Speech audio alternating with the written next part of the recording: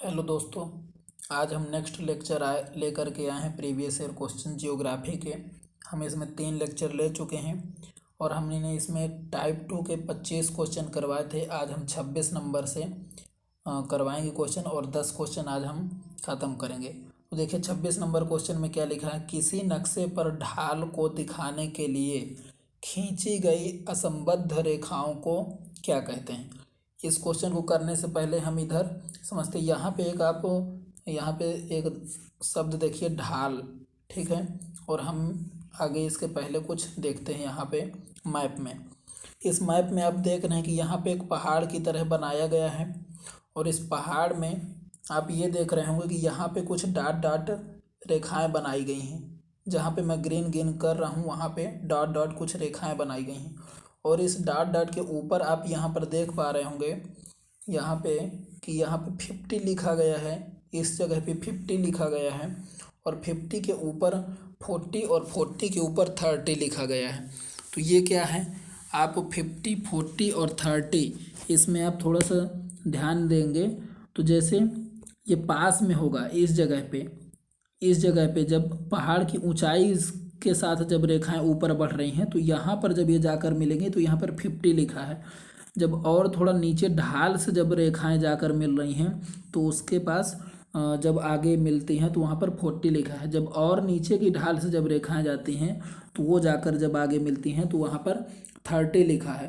तो ये एक तरीका है जिससे हम किसी पहाड़ की ढाल, ऊंचाई, गहराई को नापते हैं। तो क्वेश्चन हमारा इसी बारे में था। अब क्वेश्चन की ओर हम चलते हैं।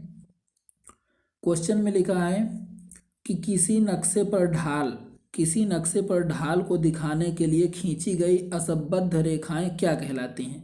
तो इन रेखाओं को बोलते हैं हैचुअर रेखा। क्या बोलते हैं? हैचुअर रेखा। मैंने आपको शार्ट में ये बताने का प्रयास किया, उम्मीद है कि समझ में आ गया होगा।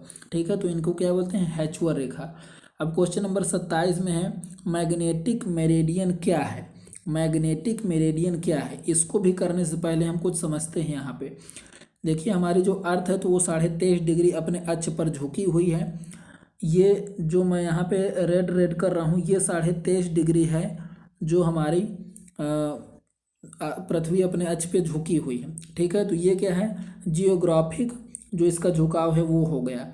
लेकिन इसके अलावा भी हमारी पृथ्वी में जो मैग्नेटिक फील्ड है, जो एक चुंबकीय तरंगे हैं जो यहाँ पर पीली पीली दिखाई गई हैं, ये चुंबकीय तरंगें जो निकलती हैं इनके बेसिस पे, इनके आधार पे हमारा जिस मतलब बिंदु से निकलती हैं वो बिंदु यहाँ पर है। और जिस बिंदु में ये नीचे से निकल करके ऊपर की तरफ जैसे मूव करती हैं इस तरफ से दक्षिण से उत्तर की तरफ, तो जिस जगह से निकलेंगे तो वहाँ को एक पोल मानेंगे और जिस जगह पर जाके एंड होंगी तो वहाँ पे एक पोल मानेंगे।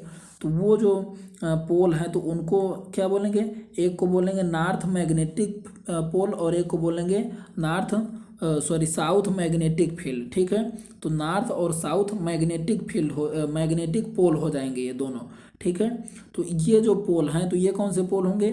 मैग्नेटिक पोल होंगे। अब इन्हीं को जो मिलाने वाली रेखा है उसी के बारे में हमारा क्वेश्चन है। तो उसके बारे में क्वेश्चन क्या बोलता है कि मैग्नेटिक मेरिडियन क्या है। तो मैग्नेटिक मेरिडियन यहाँ पे ऑप्शन नंबर 4 में देखेंगे कि पृथ्वी के मैग्नेटिक उत्तर और मैग्नेटिक दक्षिण से गुजरने वाला एक क्षेत्र है। तो ये ऑप्शन नंबर 4 हो जाएगा। ठीक है, अब क्वेश्चन नंबर 28 में चलते हैं। यदि पृथ्वी के घूर्णन की गति बढ़ जाए तो शरीर के वजन पर क्या प्रभाव पड़ेगा। यदि पृथ्वी का घूर्णन बढ़ जाता है, यदि तेजी से मूव करने लगती है पृथ्वी तो क्या प्रभाव पड़ेगा। तो इसको करने से पहले हम यहाँ पे कुछ समझते हैं। मैंने यहाँ पे एक छोटा सा चित्र बनाया है। देखिए ये जो हमारी है ये क्या है, अर्थ है। क्या दिख रही है हमें? अर्थ दिख रही है। अब अर्थ में मैंने एक कुछ ऐसी ऐसी रेखाएं बनाई हैं। ये हमारी जो बता रही है रेखाएं कि मतलब हमारी अर्थ रोटेट कर रही है, वो यदि उसकी स्पीड बढ़ जाए, यदि बढ़ जाएगी तो क्या होगा। आपने एग्जाम्पल सुना होगा एक अपकेंद्रीय बल का। जैसे हम मथनी से दही से मक्खन निकालते हैं तो वो किस विधि से निकलता है? अपकेंद्रीय विधि से निकलता है। ठीक है, अपकेंद्रीय बल का मतलब कि अंदर से बाहर की तरफ जब फोर्स लगता है तो वो अपकेंद्रीय बल होता है। क्या होता है? अपकेंद्रीय बल। अप मतलब दूर, और केंद्र से दूर की तरफ जाना अपकेंद्रीय बल होता है। इसी का दूसरा उदाहरण होता है जैसे वॉशिंग मशीन में कपड़े का धोना, ठीक है। तो वैसा ही उदाहरण है यहाँ पे कि यदि हमारी अर्थ में घूर्णन तेजी से होने लगे तो क्या प्रभाव पड़ेगा। अब देखिए अर्थ जो हमारी होती है तो नीचे की तरफ एक ग्रेविटी गुरुत्व बल लगाती है, ठीक है, तो जिससे हम लोग बैलेंस रहते हैं। लेकिन यदि अपकेंद्रीय बल तेजी से बाहर की तरफ भागने लगे, बाहर की तरफ मूव करने लगे पृथ्वी, तो ये अपकेंद्रीय बल बढ़ जाएगा। यदि तेजी से मूव करेगी तो अपकेंद्रीय बल बढ़ेगा, और जैसे ही अपकेंद्रीय बल बढ़ेगा तो ये अपकेंद्रीय बल हमारा जो गुरुत्वीय बल है इसको न्यूट्रलाइज करेगा। और यदि पूरी तरीके से ये गुरुत्वीय बल न्यूट्रलाइज हो गया तो मतलब कि जो भी पृथ्वी में जो चीज़ें होंगी वो बाहर की तरफ भागने लगेंगी, और बाहर की तरफ भागने का मतलब कि जो वजन है वो क्या हो गया, शून्य हो गया, या तो घट गया या तो कम हो गया। तो अब क्वेश्चन की तरफ मूव करते हैं।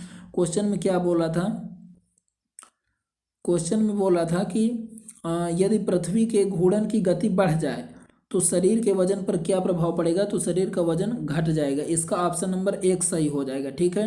अब क्वेश्चन नंबर 29 की तरफ चलते हैं। क्वेश्चन नंबर 29 में बोला है कि पृथ्वी के कोर को और किस नाम से जानते हैं।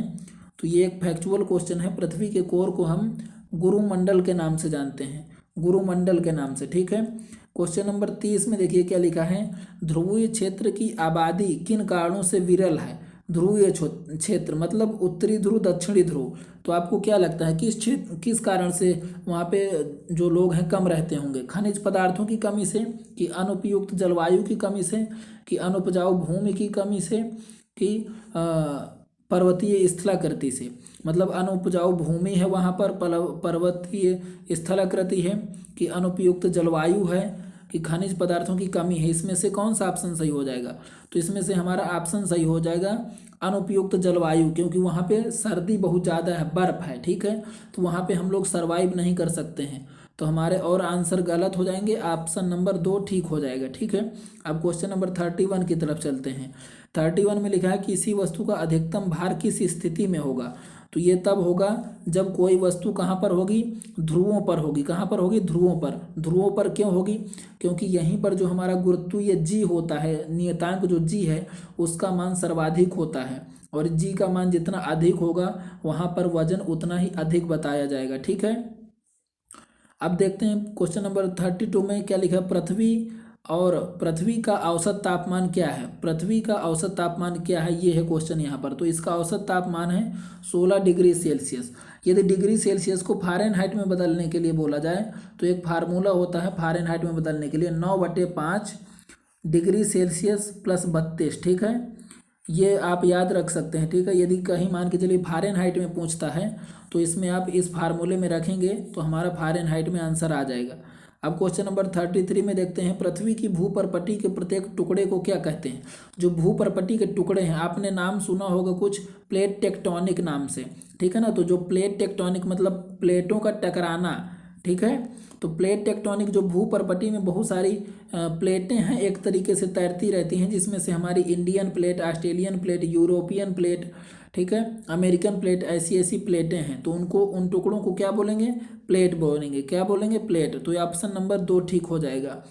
क्वेश्चन नंबर 34 में लिखा है कि निम्न में से कौन सी काल्पनिक रेखा 0 डिग्री अक्षांश पर स्थित है। तो भूमध्य रेखा, 0 डिग्री जो अक्षांश है उसको भूमध्य रेखा बोलते हैं। क्या बोलते हैं, भूमध्य रेखा बोलते हैं। अब क्वेश्चन नंबर 35 में लिखा है कि पृथ्वी को क्षितिज के समांतर घेराव करने वाली काल्पनिक रेखाएं क्या कहलाती हैं। तो इनको बोलते हैं अक्षांश रेखाएं। क्या बोलते हैं, अक्षांश रेखाएं। ये ऐसी रेखाओं के बारे में बात कर रहा है जो हमारी पृथ्वी में ऐसी रेखाएं हैं, तो इनको अक्षांश रेखाएं बोलते हैं, ठीक है। तो उम्मीद है कि ये आपको क्वेश्चन क्लियर हो गए होंगे। इसके आगे के क्वेश्चन हम नेक्स्ट लेक्चर में लेकर के आएंगे। आज के लिए इतना ही रखते हैं, धन्यवाद।